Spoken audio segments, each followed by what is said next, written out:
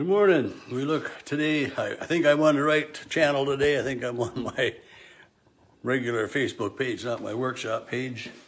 Things like that happen sometimes. But anyway, as we look at these three chapters today, Ezekiel 37 is really, probably one of my favorite chapters in the Old Testament, or at least the beginning of it anyway, or one that I enjoy looking at because it's the story of the Valley of Dry Bones.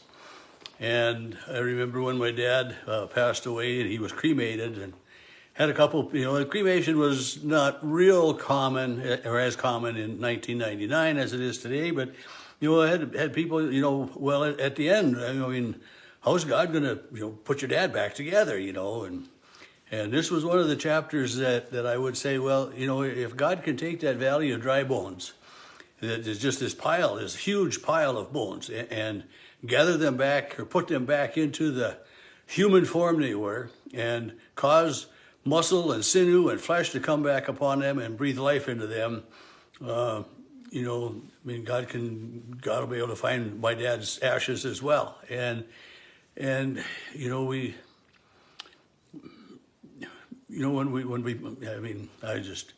we bury someone in a casket, their body is there, but they're not mummified like the Egyptian mummies are. They're embalmed, but in time that body deteriorates as well. And we know that no matter what happens, that God is in charge. And this story of the Valley of Dry Bones is hope and promise for the future, for that resurrection at the last.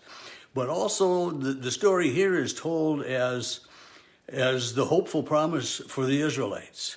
Is that, they've been scattered and they've been beat up by other countries and they don't have a nation. They're not a unified people, but God will gather them back together and put them back together as his people. And they will again be in the promised land. And, like verse 14, after all of this has happened, God says, I will put my spirit within you and you shall live. And I will place you on your own soil, and then you will know that I, the Lord, have spoken. So God is saying that, in all of this, this seeming useless pile of bones that should be good for nothing. And that, but God says, I will rebuild my nation. And I will bring them back together. And it's, it isn't meaning that he's actually going to bring people back to life, from those bones, but the people of Israel that are scattered, he will bring them back together to be the one nation of Israel again, to be his people. And that's what it goes on in verses 15 through 23 of chapter 37. It's talking about how, it's been a divided kingdom, Israel has. And it's not unified or anything 100% now either that way, but the house of Joseph and the house of Judah he's using the analogy of two sticks and two lines and how we will bring them and he'll make one stick, one line out of them. Those are the people of God, this chosen people of Israel will be back together again. And, he tells the people, God says, say to them, I will take the people of Israel from where they've gone and I will gather them from every quarter and I will bring them to their own land and I will make them one nation on that land, on the mountains of Israel, and one king shall be over them all. And so again, it's that promise of restoration. It's that promise to Israel that God hasn't forgotten them. God hasn't abandoned them. They've walked away from God, but he says, my servant David shall lead them. And that's part of we talk of Jesus as son of David. We trace his ancestry back to there, that it's the house of David, the house of Joseph, of Abraham, we trace it all the way that way. And then in verse 27 of chapter 37, God says, my dwelling place shall be with them, and I shall be their God, and they shall be my people. And we hear those words.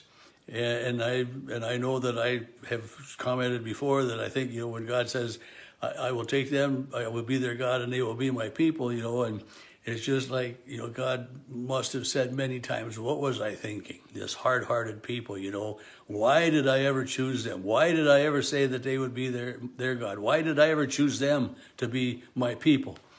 And, because of how obstinate they are, because of how sinful they are, they, us, we, me, it's, God says that about me. What in the world did I ever choose him for? I mean, but he did. And I am forever thankful that he is my God and I am one of his people. And the same for you. I am thankful that he is your God and that you are his people as well. Chapter 38 and 39 deal with the invasion by Gog, G-O-G. And Gog, I don't know, it somewhat in reference to Babylon, because Babylon was the army from the north, the nation from the north that was going to come and destroy the Egyptians and the Edomites and all of these others and rule. But yet God says, that isn't going to be forever either, because they have no chance to stand against me. Set your face toward Gog and prophesy against them. And say to them, this is God speaking, I am against you, Gog. And how much nicer it is to hear, I will take you to be my people and I will be your God, rather than I am against you. I mean, what chance, what hope would we have if God was against us? I mean, none, absolutely none, if God was against us. And this is kind of what goes on in these chapters 38 and 39. And the enormous number, the huge army that's going to come is kind of spelled out, especially in chapter 39. I'm going to jump to there, starting in verse 9. Those who live in the towns of Israel, these are the Israelites, after the Gog has been destroyed by God. He has not been destroyed by the Israelites, but destroyed by God. They will go out and they will make fires of the weapons and burn them. And bucklers for 7 years. Think about how big an army is going to have weapons enough so that the Israelites will be able to use the weapons for firewood for 7 years. I mean, what they have, bows, long bows. They have, clubs. They have. I mean, they didn't have, guns and things like that, but their weapons and their chariots and, were all wood. But, an army huge enough so that the Israelites could use the wood from the weapons, from the bucklers and the shields and the bows and the arrows and the handpikes and the spears. They will make fire for them for 7 years, it says in verse 9. It's a tremendously large army. And the Israelites will be able to provide for themselves off the spoils. It says they will not need to take wood out of the field or cut down any trees of the forests, for they will make their fires of the weapons. And then they're going to go around. It's going to take 7 months for the Israelites to go around and to bury all of the dead of this army. And that's what it talks about starting in verse 11. I will give to Gog a place for burial in Egypt. In Israel, rather, for there Gog and all of his horde will be buried. 7 months the house of Israel shall spend burying them. 7 months. I mean, again, a tremendously sized army. But against God, they had no hope. I mean, there was no chance that they had against God. And we can read stories, many times, of different times when God has come with just a few Israelites to show that God, is the one with the power and the might, that God is the one in control. And that's something I think that we should be thankful for every day. That God has chosen us to be his people, and that God is in control.